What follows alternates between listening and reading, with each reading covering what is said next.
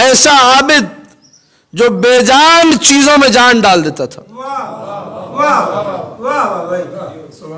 مناقب کی کتب میں ہے، دلائل کی کتب میں ہے، معجزات کی کتب میں ہے کہ جب واقعہ کربلا سے واپسی ہوئی، ایک شخص جس نے رستے میں بڑی خدمت کی تھی، مولا نے کچھ زیورات وغیرہ کچھ تبرکات بیویوں سے لے کے اس کو دیے، کہا تم نے ہماری بڑی خدمت کی ہے۔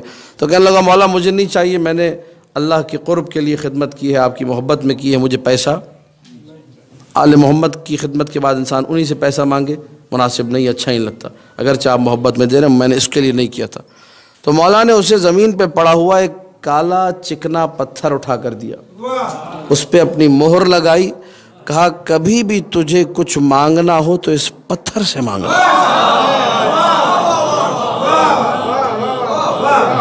کالا پتھر، چکنا پتھر، لیکن جان اس میں ایسے آ گئی کہ مہر زین العابدین کی ہے۔ پتھر اس نے جیب میں رکھا، چلا گیا۔ ایک دن کا گھر میں اندھیرا تھا، لالٹین بجھ گئی، شعلے نہیں تھے، ایندھن نہیں تھا، تو میں نے پتھر سے کہا، میں نے کہا مجھے ابھی روشنی چاہیے، تو ایسے روشن ہوا لگ رہا تھا چاند گھر ہی میں آ گیا۔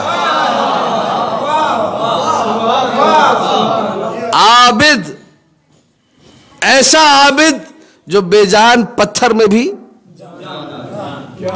کسی بادشاہ نے بلایا، لگ ایسا رہا تھا کہ اب یا تو جیل میں جاؤں گا یا قتل کیا جاؤں گا، پتھر کو ساتھ لے کر گیا، جو ظالم تھا وہ مہربان ہو گیا،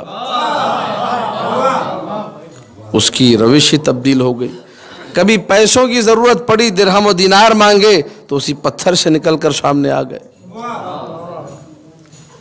جس عابد میں اتنی جان ہو کہ وہ بے جان پتھر میں جان ڈال دے، کائنات کا کون سا مسئلہ ایسا ہے جو عابد کے ذریعے سے حل نہ ہو؟